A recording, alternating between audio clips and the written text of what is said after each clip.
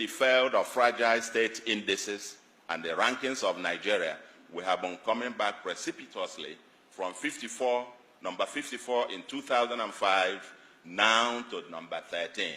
We are one of the countries under the red alert list. And so it hasn't worked. The concoction hasn't worked. The 36 state structure that we have today, Ofodile argues very forcefully that this current 36 structure is contrary to the instruments of surrender of Biafra, that there are three conditions that they agreed on the instruments of surrender, one of which was that the Biafrans accepted, said, we accept the current structure, which then was a 12-state structure. And that B or C of it was that any future change must bring all Nigerians on the table to agree. And that these were the things they signed at the instrument of surrender, but that the military unilaterally subsequently changed the structure without then the participation of the other side. And he argues that this is against the instrument of the surrender, and that no wonder the Southeast has been marginalized out of it, 5 states out of the others having 6 and 7, as the case may be. Now there is the issue of unitary fiscal federalism instead of the 1963 Republican Constitution on fiscal federalism. There is the expansive exclusive list and having overpowerful Abuja. The development process is a trickle down from Abuja to the rest instead of a bottom-up economic and development arrangement. The census and revenue allocation that disadvantages the Southeast. There is the citizenship question. The Igbos think they become visitors everywhere all over the country. When it is time for census, the Southeast complain that they are about the only ethnic group that have maybe a majority of their people living outside of their homeland. And that during census, their populations are counted in the states where they live. Imagine a state, and then population becomes basis for sharing the oil money in Abuja. When it is time for that, you count them in there, you don't ask for state of origin in the census. But then, you use also the population to get the allocations. But when it is time to share anything else, you remind them that they don't belong here, as the case may be. So there have been issues about citizenship question, and so on and so forth. So, in other words, this system, it's not just the Southeast or the Igbos that complain. It has not worked for Nigeria. And my thesis is that even if any government, including this one, just have all the political appointments from one village, my thesis is that the life of the average person in that village will not change. Just rewind it again, and think the other way. The last regime, we had an Ebele Azikiwe as president. We had secretary to government. We had minister of finance and coordinating minister on the economy. We had all of this, deputy senate president, this, that, and so on and so forth. Most of the financial institutions headed by people from the Southeast. And yet, there is no motorable federal highway in Igbo land. This thing is an elite game, as far as I'm concerned. The issue of who and whatever and so on and so forth is not taking us anywhere. And unless we get to the heart of it. So, it seems that there is a consensus today. There is a consensus. If you take it much broadly, the North, so-called North, if you calculate the number of years they were in power, but essentially, poverty is still predominantly a northern phenomenon. So, that you control this and a few billionaires are made here and there and so on and so forth means absolute nothing. The ordinary man in Nigeria has not benefited, is getting worse off by the current system that we have. But there is a consensus now on restructuring. And in that case, Fodile would argue that Biafra becomes a metaphor for agitation by oppressed people for justice, equity, and fairness. It hasn't worked for anybody. If you look at President Buhari recently said he also supports amendment of the constitutional devolution. If you read the APC manifesto, it says, quote, as a change agent, APC intends to cleanse our closet to halt the dangerous drift of Nigeria to a failed state with a conscious plan for post-oil economy in Nigeria. To achieve this laudable program, APC government shall restructure the country, devolve power to the units with the best practices of federalism, and eliminate unintended paralysis of the center. End of quote. This is the government in power that controls 23 states. This is the APC manifesto. So, and the Southern People's Assembly talk about the same thing. The Afenifere's position on the National Conference, if you read it, talks about the same thing.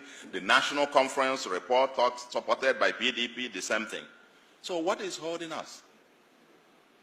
I must say the goal of this bit should be political stability and economic prosperity.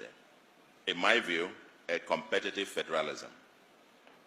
We can write a book on this aspect of competitive federalism. Compared to the First Republic, when everybody had theirs, they had the resources, especially on revenue, a fiscal federalism. We've argued before, leave everybody their own thing, let them pay taxes to the center.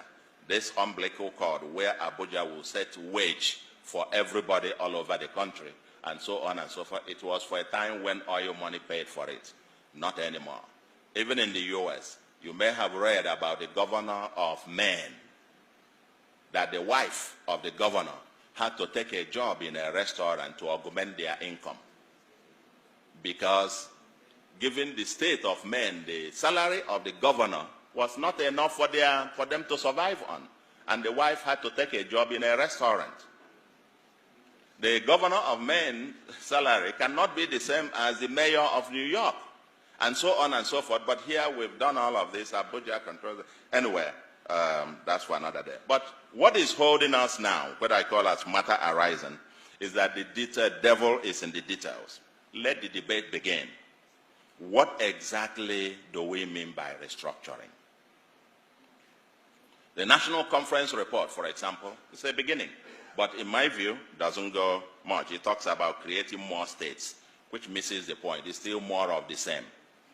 We are saying the ones that you have are not viable. 20-something states today cannot pay salaries. So what are we talking about? Or should we go back to the EQMS constitution, the proposal of 6 zonal structure as the federating units? What model of federation? Should we use the UAE, United Arab Emirates system, or which one are we going? Let us get to work and begin to think. Some people propose, and I agree, that we need a new constitution negotiated by the people of Nigeria. And my thesis is that if this is the only achievement of President Buhari, he would be the greatest statesman ever in the mold of Abraham Lincoln. But we need to get this done. That the people of Nigeria will have to get together and negotiate a new constitution for themselves. Second, or the third point, is leadership failure in Igbo land.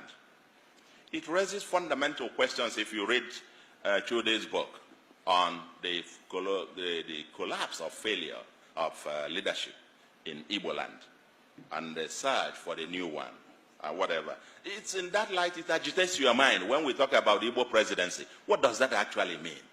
Is it to have somebody wearing a red cap in the villa, or what? If all that we say, even within the states, a governor is first his village, his local government, then his senatorial zone, so that he can be Ocholo Ozwa of his own local government or his village, and so on and so forth, then let the others care. Is that the kind of leadership we are talking about Nigeria, or in the new Biafra, as it were? And we have seen it, like I said, about people occupying offices and so on and so forth, and still nothing. So the question is, The same contradictions in Nigeria are also there within Igbo land. We cry of marginalization at the larger Nigeria, but there is also cries of marginalization within. There is the identity question within. There is the citizenship and indigenship question within. How many other Igbos live in Aba and in Abia, for example? But, I don't know, 2 years or 3 years ago, that was the indigenship thing, that all non-Abia citizens were sacked from but these people had lived there, worked there, paid their taxes there. They were counted as part of Abia in the census. You collect revenue, more revenue because of them. But then, no, you can't work in there. You are not an indigent. So while we are pointing one finger there, ladies and gentlemen, look closely. The other three are saying, let's get it here. And so how can this new leadership emerge? With and then of course the entry fee is very high. The fourth, the new Biafranism, and that is my last point. And let me say that Nigeria has wittingly or unwittingly dragged the Biafran issue from the periphery into the mainstream discussion. Nnamdi Kanu, in my view, threw a bait and Nigeria took it. Today, he is the most popular political prisoner and will end up either as a hero or a martyr. But to his credit, he has forced Nigeria and the world to discuss Biafra. I believe that keeping him there does not do Nigeria any good. I believe this young man should be released, and released like yesterday.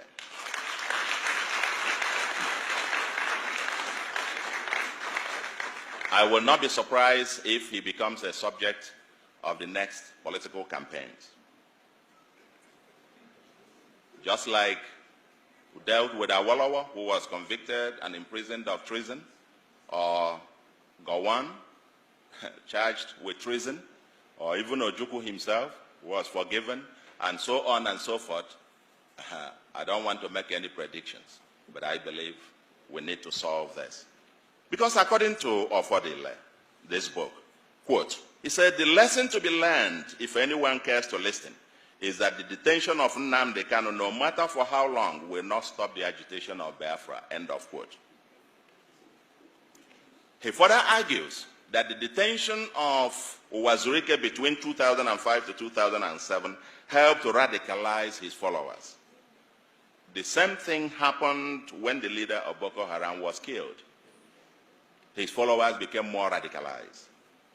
Detention of Nnamdi Kanu, I never heard of him before this time, to be quite honest. Never heard of him. I didn't even know about the IPOB or whatever thing. Until this thing, and you now realize globally it's become an issue and it's become mainstream.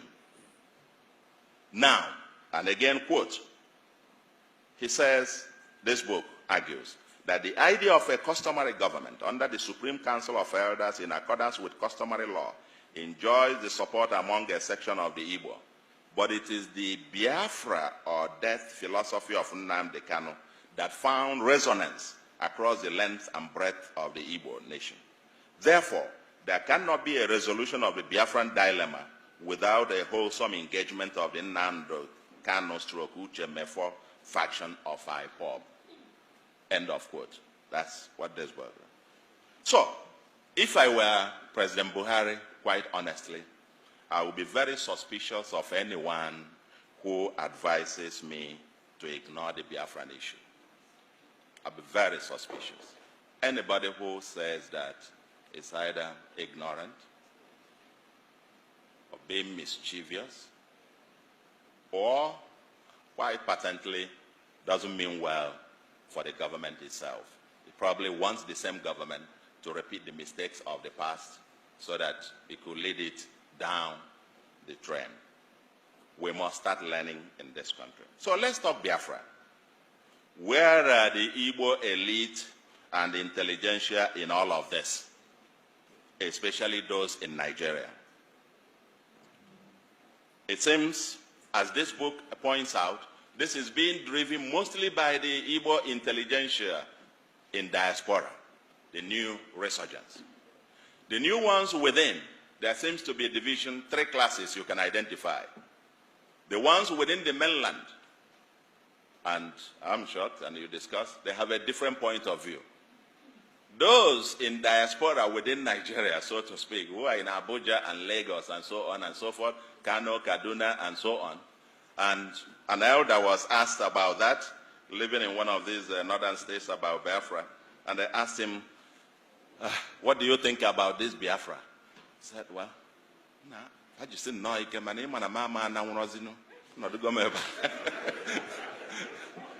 In other words, they should keep it up, but you know I can no longer go now. You see all the things I have here, I cannot carry them on my head.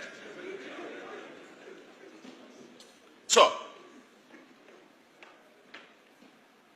there seems to be a sense of either denial, and on one part, or people who think, no, it won't be, because we can't just imagine it. And because of some discussion that, oh, okay, if this happens, you will lose your property, you will lose that, and so on. Of course, that is untenable. I mean, I too was wrong on this, because if by any chance you have another state of Biafra, it will be the 16th state of ECOWAS. And that means you have free movement of goods and persons. But the fundamental question, the fundamental issue is that this debate is not happening. This whole thing is being driven almost in a haphazard manner. Last week, they called for, was that last week? Yeah, last week. They called for a sit at home. And even without anybody getting out or more in force and so on, I learned virtually Anambra and many other cities were completely shut down. It just tells you there is something going on. But, again, where is the elite in this? What is missing is structured debate and the apparent elite aloofness or complicity or hypocrisy. The elite in denial. For the politicians who think you can just, let's use them temporarily, let's use them. Just go on, while we can then use that to negotiate for something here. I can tell you, you will create a monster that will consume you. When that inferno comes, both us, everybody else, and the kind of thing that happened in Biafra where dissent, any dissent was considered a saboteur. Okay? You might get to a point where you will be telling them, just go on, while we can negotiate here, get something for ourselves in Abuja. I can tell you, these guys are no fools. At some point, they will look at you too and know that you're actually part of the problem. And so on and so forth. So, I say, let the debate must begin. The late Dr. Pius Okibo, in this book as well, presented what the memo by late Dr. Pius Okibo presented to the Biafran government on the economic viability of Biafra. Nobody is talking about what the currency will look like. How will you fare with international trade?